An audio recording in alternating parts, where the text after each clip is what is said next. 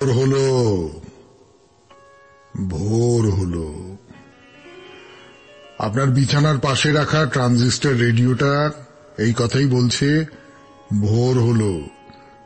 92.7 big FM এ শরণাগত অনুষ্ঠানে সৌমিত্র বসু শুরু করছে তার কথা বলা। প্রথমে বিশুদ্ধ সিদ্ধান্ত মতে আজকের দিনটার কথা বলবে সে। আজ মঙ্গলবার, 4 মাঘ 1428, ইংরেজির 18 জানুয়ারি 2022। তিথি মুখ্য চান্দ্র পৌষ কৃষ্ণপক্ষ প্রতিপদ অহরাত্র, নক্ষত্র পুষ্যা অহরাত্র। সূর্যোদয়ের সময় সকাল 6:23 হয়ে 3 সেকেন্ড, সূর্য অস্ত যাবার সময় বিকেল 5:10 হয়ে 55 সেকেন্ড। আজকে জন্মে কর্কট রাশি, বিপ্রবর্ণ, দেবগণ। আমাদের হোয়াটসঅ্যাপে চিঠি পাঠাবার নাম্বার 9831922927। চিঠির গোড়ায় কিন্তু অতি অবশ্যই SG লিখবেন। অনেকে ভুলে যাচ্ছেন একটু, তাদের আরেকবার মনে করিয়ে দেব, SG লিখবেন। আর আমাদের যে ফেসবুকটি আছে তার নাম শরণাগত সৌমিত্র, সেইটা একটু স্মরণে রাখবেন। SHARANAGATA শরণাগত, SOUMITRA সৌমিত্র। প্রত্যেক সোম, বুধ এবং শুক্রবার রাত 9:30টার সময় এই শরণাগত সৌমিত্র পাতা থেকে আপনাদের সৌমিত্র বসু আপনাদের সঙ্গে কথা বলে, আড্ডা মারে, কবিতা শোনায়, আলাপ আলোচনা হয় আপনাদের সঙ্গে। সেখানে আপনারা যারা এখনো পর্যন্ত এসে উঠতে পারেননি তাদের সবাইকে স্বাগত জানাচ্ছি। এবারে বলি আজকের অনুষ্ঠান সম্পর্কে। যেটা বলবার কথা সেটা হচ্ছে যে প্রথমে পুরাণ চিরন্তন একটা প্রশ্ন দিয়ে শুরু করি। আচ্ছা, হিন্দুদের দেবদেবীর সংখ্যা কত? একটু ভেবে বলুন তো, নাকি ভাববার দরকার করবে না? আচ্ছা বেশ, ঠিক আছে, দেখা যাক। এই নিয়ে পুরাণ চিরন্তন শুরু হবে, তারপরে আমরা চলে যাব স্বামী বিবেকানন্দের চিঠি থেকে পাঠ করবার অনুষ্ঠানে। তারপর ঠাকুর রামকৃষ্ণদেবের জীবনের 3টি গল্প শোনাব। এরপর আপনাদের চিঠিপত্র, তারপর বাইরে দূরে। আমরা এখন আছি জম্মুতে পর অনেকগুলো মন্দির দেখে চলেছি আমরা। এবারে দেখব একজন সাধকের মন্দির। 92.7 বিগ এফএম এ শরণাগত অনুষ্ঠানে আপাতত সৌমিত্র বসু একটু আড়ালে যাচ্ছে। সে গান শুনবে, গান শোনাবে, তারপরে আবার ফিরে আসবে পুরাণ চিরন্তন নিয়ে। দেব সংখ্যা কত? 92.7 বিগ এফএম এ শরণাগত অনুষ্ঠানে এবারে পুরাণ চিরন্তন শুরু হচ্ছে এই প্রশ্ন নিয়ে। আপনি শোনা মাত্র বলবেন যে এ আর বলবার কি আছে, সকলেই জানে। হিন্দু দেবদেবীর সংখ্যা হচ্ছে 33 কোটি। একথা বলবার একটা সুবিধে আছে। আমি তো নিশ্চয়ই পড়া ধরতে পারবো না। না, আপনাদের সৌমিত্র বসুর পড়া ধরবার তেমন কোনো বাসনা কখনোই থাকে না শরণাগত অনুষ্ঠান করতে করতে। কিন্তু ধরা যাক কেউ তো আপনাকে এই কথা জিজ্ঞেস করবে না যে আচ্ছা বলুন তো 33 কোটি দেবদেবীর নাম বলুন তো। ওরে বাবা, 33 কোটি দেবদেবীর নাম বলতে গেলে যদি জানাও থাকে তাহলে তো একটা জন্ম বোধহয় শেষ হয়ে যাবে। কিন্তু যেটা বলবার সেটা হচ্ছে আমাদের শাস্ত্রে 33 জন দেবতার কথা বলা আছে। একেবারে প্রাচীন যুগে আদিম যে দেবতারা, তাদের সংখ্যা হচ্ছে 33। এই 33 জনের এরা কারা? এরা হচ্ছেন অষ্টবসু, একাদশ রুদ্র, দ্বাদশ আদিত্য, প্রজাপতি এবং ইন্দ্র। এই 33 জনই দেবতা। তারপরে হলো কি, এই 33 জন আদি দেবতা থেকে ক্রমশ দেবতাদের সংখ্যা বাড়তে 33 কোটিতে দাঁড়িয়েছে। না, সেই 33 কোটি দেবতার কথা আমাদের শাস্ত্রে আছে। আসলে যেটা পণ্ডিতেরা মনে করেন অনেকে, সেটা হচ্ছে 33টাই আসল। 33 কোটিটা এটা বোঝাবার জন্য যে অনেক অনেক দেবতা আছেন আমাদের, এবং এই যে অনেক দেবতা আছেন তার একটা কারণ হলো এই যে যা কিছু আমাদের চারপাশে আছে তাদের সকলকেই দেবতা বলে মনে করবার একটা প্রবণতা আমাদের ভেতরে কাজ করেছে। এই যে কাজটা করেছে, ধরুন আমি যদি বলি চক্ষু, কর্ণ, নাসিকা, জিহ্বা, ত্বক, বাক, পানি, পাদ, পায়ু, উপস্থ, মন, এই যে একাদশ ইন্দ্রিয়, এই একাদশ ইন্দ্রিয় কিন্তু একাদশ রুদ্র। বৈশাখ, জ্যৈষ্ঠ, আষাঢ়, শ্রাবণ, ভাদ্র, আশ্বিন, এই যে 12 মাস, এরা হচ্ছে দ্বাদশ আদিত্য। এইরকম করে আমাদের চারপাশে যা কিছু, আমাদের জীবনযাপনের জন্য যা কিছু, প্রত্যেককেই দেবতা বলে মনে করা হয়েছে এবং তার ফলে দেবতার সংখ্যা অনেক বেড়ে গেছে। বাড়তে বাড়তে বাড়তে বাড়তে সেটা আমাদের কল্পনায় 33 কোটি হয়ে গেছে। কাজেই 33 কোটি দেবতা আমাদের আছেন, আবার নেইও বটে। কিন্তু একেবারে প্রাচীন যুগে, আদিম যুগে আমাদের হিন্দুদের দেবতার সংখ্যা ছিল 33 জন। পুরাণ চিরন্তনের প্রথম পর্ব শেষ হল। দ্বিতীয় পর্বে চলে আসবার আগে একটু গান শুনে নেব 92.7 বিগ এফএম এ শরণাগত অনুষ্ঠানে। 92.7 বিগ এফএম এ শরণাগত অনুষ্ঠানে শুনছেন এখন পুরাণ চিরন্তন। একটু আগেই আপনাদের বললাম যে আমাদের এই যে হিন্দু শাস্ত্রে দেবতার সংখ্যা কটি, 33 থেকে 33 কোটি। সে তো বেশ মজার ব্যাপার, তাই না? এবার এই দেবতার সূত্র ধরে আর একটা প্রশ্ন করি। ইন্দ্র তো দেবরাজ, দেবরাজ ইন্দ্র, তো ইন্দ্রের কাজটা কি? এটা কখনো ভেবে দেখেছেন যে ইন্দ্রের কাজটা কি? আপনাদের একটা গল্প শোনাই। স্কন্ধ বলে যে দৈত্য, সেই স্কন্ধর বিরুদ্ধে দেবরাজ ইন্দ্র যুদ্ধযাত্রা করেন। তো যুদ্ধে পরাজিত হলেন, পরাজিত হয়ে স্কন্দের শরণাপন্ন হলেন। তারপর ইন্দ্র এবং অন্য সব মহর্ষি টহর্ষি যারা আছেন তারা মিলিতভাবে স্কন্দের কাছে গেলেন, গিয়ে বললেন যে আপনি ইন্দ্রত্ব গ্রহণ করুন। তার মানে এটা ভেবে দেখুন, ইন্দ্র কিন্তু কারোর নাম নয়, ইন্দ্র হচ্ছে একটা পদ। যেমন রাজা, রাজা বলতে ইন্দ্র বোঝায় আর কি। ইন্দ্র তাহলে একটা পোস্ট, যেমন মুখ্যমন্ত্রী, প্রধানমন্ত্রী, সেই রকম। তো স্কন্দকে বলা হলো যে আপনি ইন্দ্র হন। তো স্কন্দ তখন প্রশ্ন করলেন যে আচ্ছা, ইন্দ্রের কর্তব্য কি কি? যদি আমি এইটা ধরে নিই যে ইন্দ্র মানে হচ্ছে দেবতাদের রাজা, তাহলে রাজার কর্তব্য কি কি? এরকম একটা প্রশ্ন উঠে পড়ে না? আচ্ছা শোনা যাক, রাজার কর্তব্য তখন কি কি ছিল, মানে দেবতাদের রাজার কর্তব্য। তো মহর্ষিরা বলছেন যে ইন্দ্র ত্রিলোকের রক্ষক, তিনি প্রাণীগণের বল, তেজ, প্রজা ও সুখ এইগুলির কারণ, তিনি ত্রিলোকের কল্যাণকর্তা, তিনি দুর্বৃত্তের শাস্তা, মানে দুর্বৃত্তকে শাস্তি দেন এবং সজ্জনকে পুরস্কার দেন। সূর্য, চন্দ্র, অগ্নি, বায়ু, পৃথিবী এরকম সকলকে নিজের নিজের মর্যাদায় স্থাপন করা হচ্ছে ইন্দ্রের কাজ।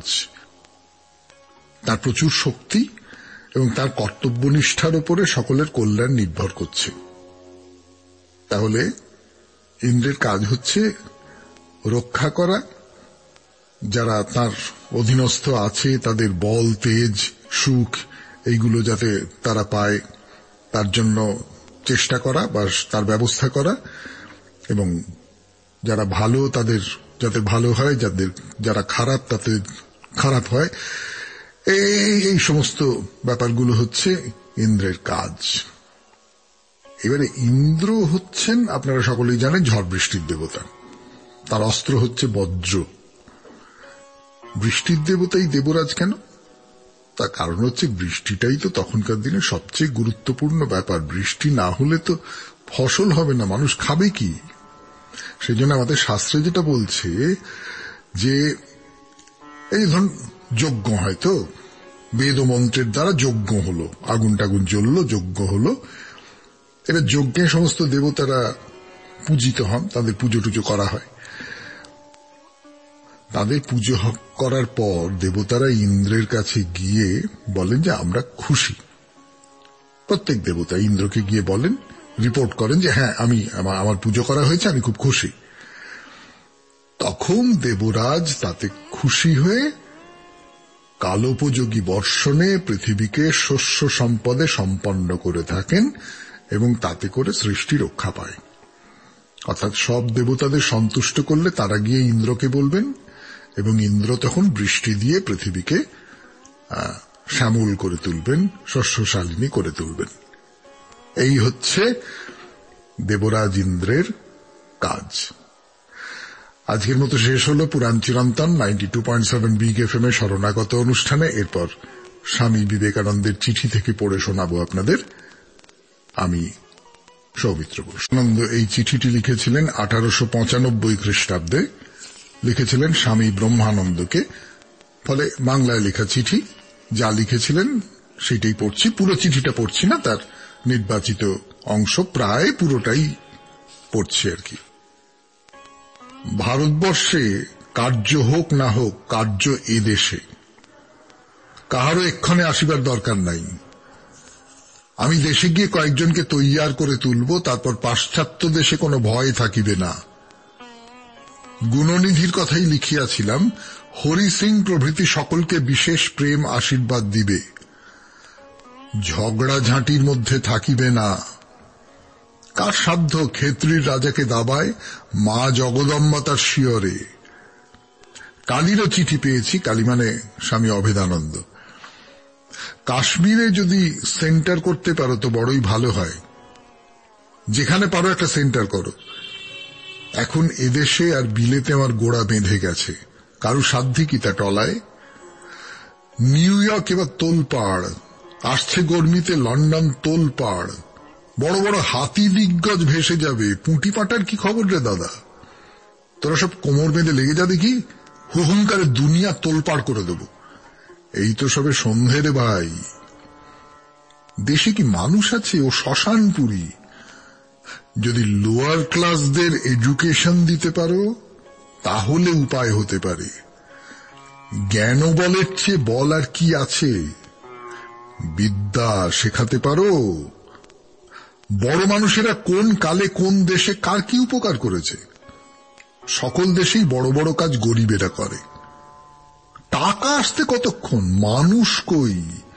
দেশে কি মানুষ আছে? দেশের লোকগুলো বালক, ওদের সঙ্গে বালকের ন্যায় ব্যবহার করতে হবে। ওদের বুদ্ধি শুদ্ধি 10 বছরের মেয়ে বিয়ে করে করে খরচ হয়ে গেছে। কারো সঙ্গে ঝগড়া না করে মিলেমিশে চলে যাও। এ দুনিয়া বড়ই ভয়ানক, কাউকেই বিশ্বাস নাই। ভয় নাই মা আমার সহায়, এমন কাজ এবার হবে যে তোরা অবাক হয়ে যাবি। স্বামী বিবেকানন্দের দর্শন, জীবন দর্শন বোঝবার পক্ষে এই চিঠিগুলো একেবারে হীরের খনির মতন মনে হয় না?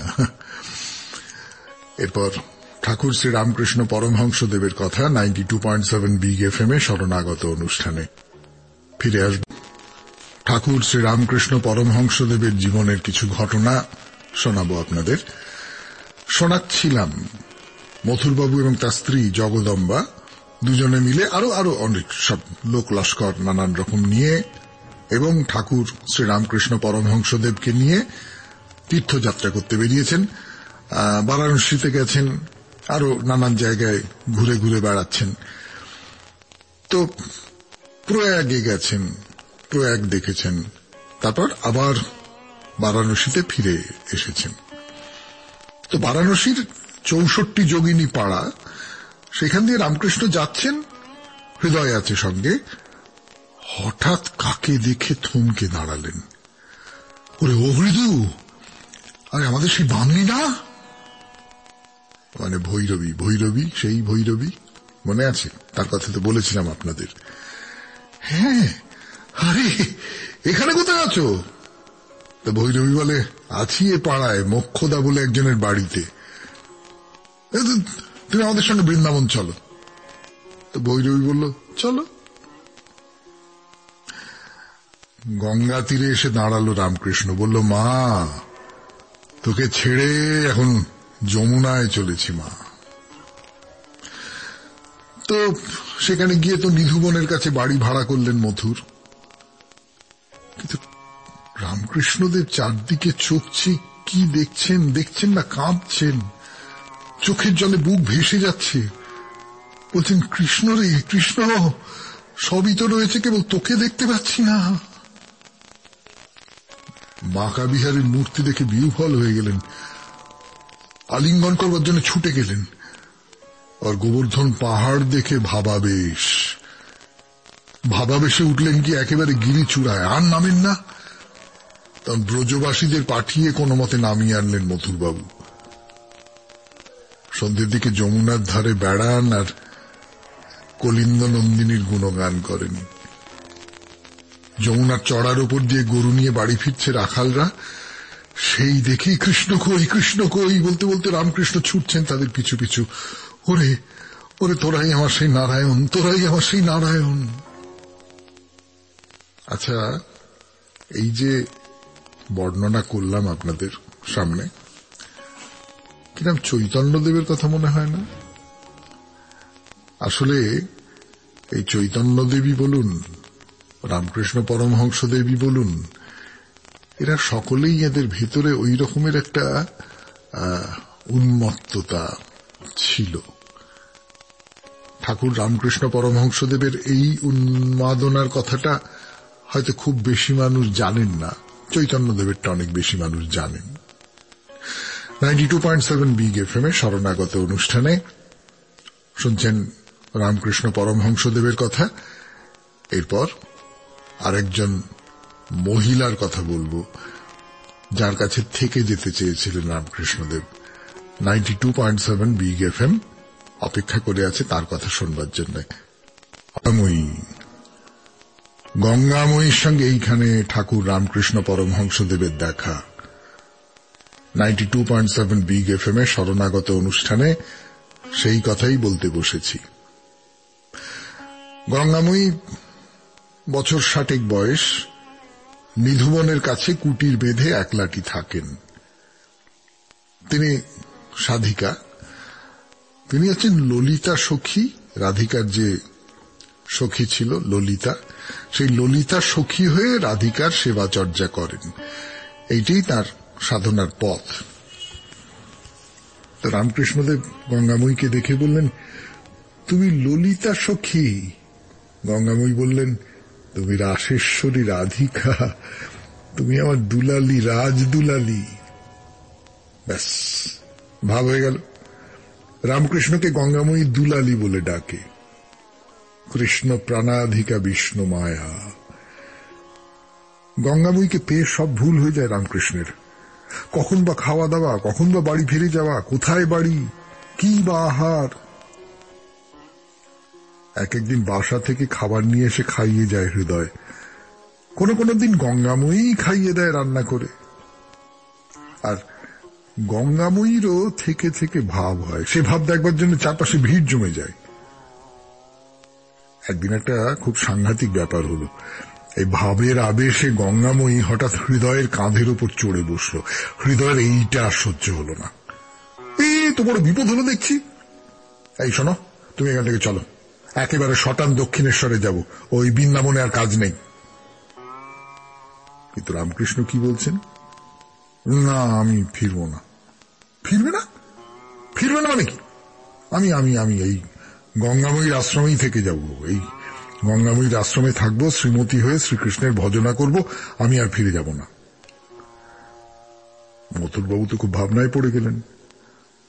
মহামায়াকে ডাকতে বসলেন, মা গো, আমার দক্ষিণেশ্বর তো ফাঁকা হয়ে যাবে।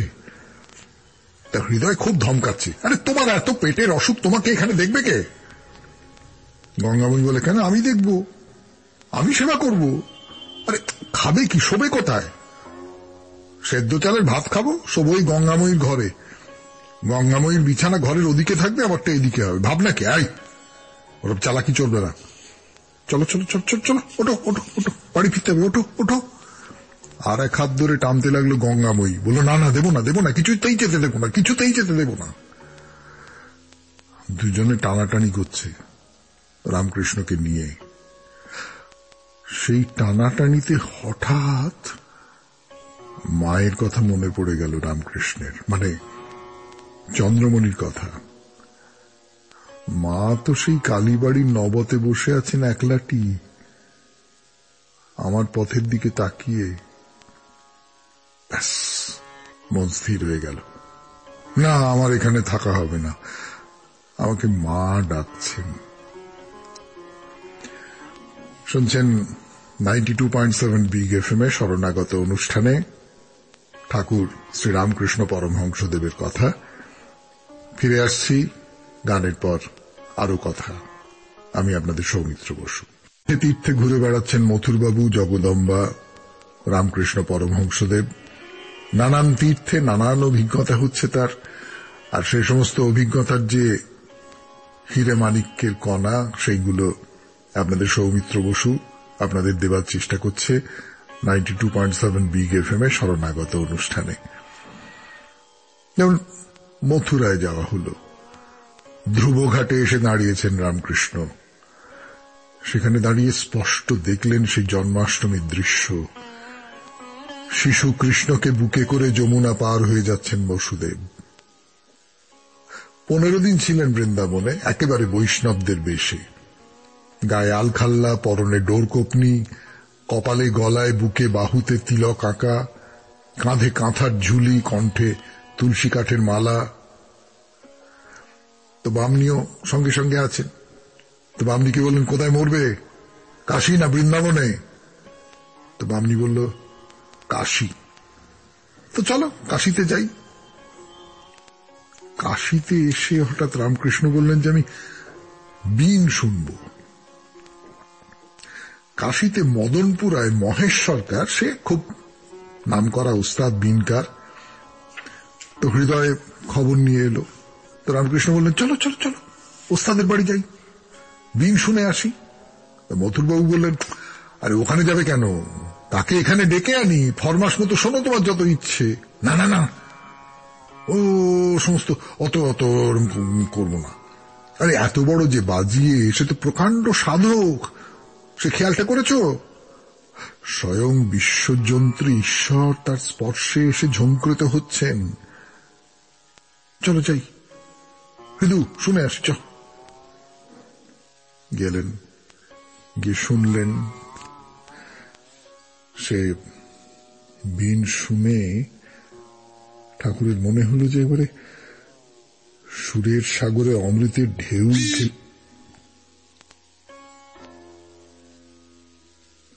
সুরের সাগরে অমৃতের ঢেউ খেলে যাচ্ছে। মুহূর্তে ভাবাবেশে বিহ্বল হয়ে পড়ছেন। বারবার বলছেন, মাগো মাগো, আমাকে বেহুশ করে রাখিস নি, আমাকে হুঁশ দে, ভালো করে বিনা শুনবো তো, আমাকে হুঁশ দে। শুধু কি বিনা, এই সমস্ত বিশ্ব সৃষ্টিটাই একটা অপূর্ব সুরঝঙ্কার। গ্রহে নক্ষত্রে বৃক্ষে তৃণে নীহারিকা থেকে ধূলিকণায় সমস্ত জায়গায় বাজছে এই গীত ছন্দ। রামকৃষ্ণ এই সুরের সঙ্গে গলা মিলিয়ে গান ধরলেন। শেষ হলো আজকের মতো শ্রীরামকৃষ্ণের কথা 92.7 বিগ এফএম এ শরণাগত অনুষ্ঠানে। এরপর আপনাদের চিঠিপত্র 92.7 বিগ এফএম এ শরণাগত অনুষ্ঠানে। প্রথম চিঠি। দাদা, আপনি সব জায়গায় দেবতাদের কাহিনী বলেছেন, শুনেছি, কিন্তু যদি আমাদের পশ্চিমবঙ্গে 7টি স্বয়ম্ভূ শিব মন্দির আছে, সেই 7টির কথা যদি বলেন এবং 7 দেবী আছেন তাদের কথা যদি বলেন, তাহলে সকলে ভালো করে জানাতে পারেন। যেমন বাবা তারকেশ্বর ও মা রাজবল্লভী ওলাইচণ্ডী। চিঠিতে যিনি লিখেছেন তিনি কোনো নাম দেননি, ফলে নাম বলতে পারলাম না। আচ্ছা বেশ, আপনার প্রস্তাবটা মাথায় রাখবো, দেখা যাক, নিশ্চয়ই কখনো না কখনো আপনি যে প্রস্তাবটা করেছেন সেই মতো 7টি স্বয়ম্ভূ শিব এবং 7 জন দেবী, তাদের নিয়ে অনুষ্ঠান করা যাবে। আরেকটি চিঠি পড়ি।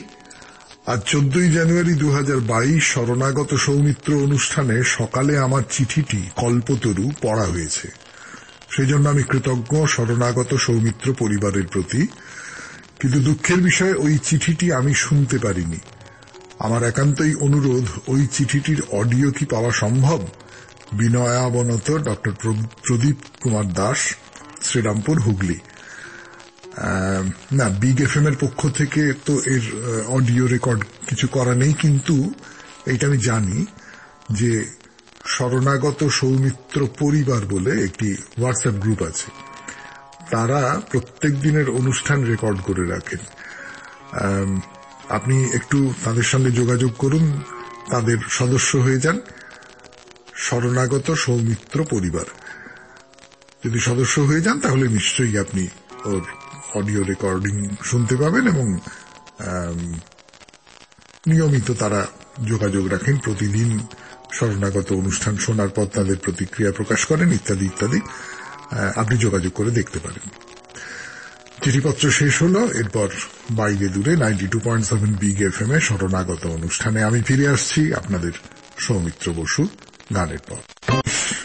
কথা শুরু করছে আপনাদের সৌমিত্র বসু 92.7 বিগ এফএম এ শরণাগত অনুষ্ঠানে। আপনাদের বলেছিলাম দুধাধারী মন্দির, যার নামে সেই দুধাধারী মহারাজ সম্পর্কে দুটো কথা বলবো। আসলে দুধাধারী মহারাজ বলে কোনো সাধু ছিলেন না। এই নামটা লোকজনেরা মিলে তাকে দিয়েছিল। তার আসল নাম ছিল স্বামী বলভদ্রজি মহারাজ। 16 শতাব্দীতে, মানে আজ থেকে প্রায় ধরুন 500 বছর আগে, তিনি একটি মঠ তার নামে তৈরি করেছিলেন। তা তো হলো, কিন্তু আপনারা নিশ্চয়ই ভাবছেন যে দুধাধারী মহারাজ নামটা কোথা থেকে এলো। কিংবদন্তি বলে, আমি সত্যি মিথ্যে জানি না, স্বামী বলভদ্রজি মহারাজ শুধুমাত্র দুধ খেয়ে জীবন ধারণ করতেন, আর কিচ্ছু খেতেন না। সেই সূত্রে তার নাম হয়ে গেল দুধ আহারী মহারাজ, আর তারপরে দুধ আহারী সন্ধি করে বা বলবার সুবিধের জন্য হয়ে গেল দুধাহারী মহারাজ। আর তিনি যে মঠটা তৈরি করেছিলেন তার নাম হয়ে গেল দুধাহারী মঠ বা দুধাধারী মঠ। 92.7 বিগ এফএম এ শরণাগত অনুষ্ঠানে এখন বাইরে দূরে ফিরে আসছি গানের পর। দুধাধারী মন্দির নিয়ে আরো দু একটা কথা একটু বলে নেব 92.7 বিগ এফএম এ শরণাগত অনুষ্ঠানে, তারপরে মন্দির দর্শন করতে যাওয়া যাবে। একথা বারবার বলা হয়েছে, নানান মন্দির প্রসঙ্গেই বলেছি, এবং সেই কথাটা আর একবার আপনাদের বলতেই হবে, আর যতই একঘেয়ে লাগুক না কেন। তা সত্যি সত্যি যদি আপনাদের সশরীরে এই মন্দিরে নিয়ে যেতে পারতাম, তাহলে আপনাদের আর একঘেয়ে লাগতো না এই কথাটা শুনতে, যে মন্দিরটা বড্ড সুন্দর একটা প্রাকৃতিক দৃশ্যের মধ্যে চারপাশটাকে আরো সুন্দর করে দিয়ে আছে। এই ধরুন জম্মু থেকে প্রায় 150 কিলোমিটার দূরে রাজৌরি বলে একটা জায়গা আছে, পাহাড় দিয়ে ঘেরা। সেখানে পীর পাঞ্জাল পর্বতমালার কাছে সবচেয়ে উঁচু যে চূড়া, সেইখানে এই মন্দির। বুঝতেই পারছেন মন্দির থেকে চারপাশটা কেমন দেখতে লাগবে। দুধাহারী বাবা যাকে বলছি, তিনি এইখানেই থাকতেন। এরকম একটা কথা প্রচলিত আছে যে এই দুধাহারী বাবার কাছে যা মানত করা যায় সে সমস্ত কিছুই নাকি পাওয়া যায়। চট করে বলিনি কোন সময়টায় এই মন্দির দর্শন করতে যাবেন। এই মন্দির দর্শনের সবচেয়ে ভালো সময় হলো অক্টোবর থেকে মে মাস। জুন থেকে বর্ষা নেমে যায়, আর আপনারা তো সকলেই জানেন বর্ষাকালের পাহাড় মারাত্মক, তারপর মেঘে চারদিক ঢাকা থাকে, ফলে যাতায়াতের অসুবিধে, মন দিয়ে প্রকৃতিকে দেখাও যাবে না। আর যদি শীতের সময়টায় যান, না, বরফ মাড়িয়ে মাড়িয়ে যেতে হবে, কিন্তু কি ভাবতেই বুকের ভেতরটা গরম হয়ে উঠছে না। তো যা বলছিলাম, রাজৌলিতে এই দুধাহারী বাবার মন্দির, চমৎকার রাস্তা, ওই জম্মু থেকে যাওয়ার, দুপাশে গাছপালা, ফাঁকা, হু হু করে চলে আসা যাবে। ওই দেখুন দূরে মন্দির দেখা যাচ্ছে। যেখানে দাঁড়িয়ে আছেন পাশে তাকিয়ে দেখুন, বহু নিচে নেমে গেছে খাদ। দূরে, বহু দূরে জম্মু শহরের বাড়িঘর পুতুলের বাড়ির মতো দেখতে লাগছে। রাস্তা গিয়ে শেষ হলো একটা সিঁড়ির সামনে। টকটকে লাল রঙের সিঁড়ি, তার মাঝে মাঝে হলুদ বর্ডার। সিঁড়ি দিয়ে উঠে মন্দিরের গেট। সাদা রঙের গেট পার হলেন, এইবারে নিচে নামতে হবে সিঁড়ি বেয়ে। একদিকে খাড়া পাহাড় উঠে গেছে, অন্যদিকে গোলাপি রঙের হাল ফ্যাশনের বাড়ি। এটা হলো গেস্ট হাউস। যারা মন্দির দর্শন করতে আসবেন তাদের রাত্রিবাসের ব্যবস্থা আছে। গেস্ট হাউসটা অনেকটা জায়গা জুড়ে গিয়ে চলেছে। তার পাশ দিয়ে বেশ অনেকখানি পথ পার হয়ে এবার ডান দিকে বাঁক নিলেন। সিঁড়ি দিয়ে নেমে একটা কালো পাথরের চাতাল। কি যে সুন্দর জায়গাটা! সেই সৌন্দর্যের মুখে দাঁড়িয়ে আমরা আজকের মতো শরণাগত শেষ করছি। পরের দিন এই সুন্দরের কিছু পরিচয় দেওয়ার চেষ্টা করব 92.7 বিগ এফএম এ শরণাগত অনুষ্ঠানে। আপাতত বলে রাখি, আমাদের হোয়াটসঅ্যাপে চিঠি পাঠাবার নাম্বার 9831922927, চিঠির গোড়ায় SG।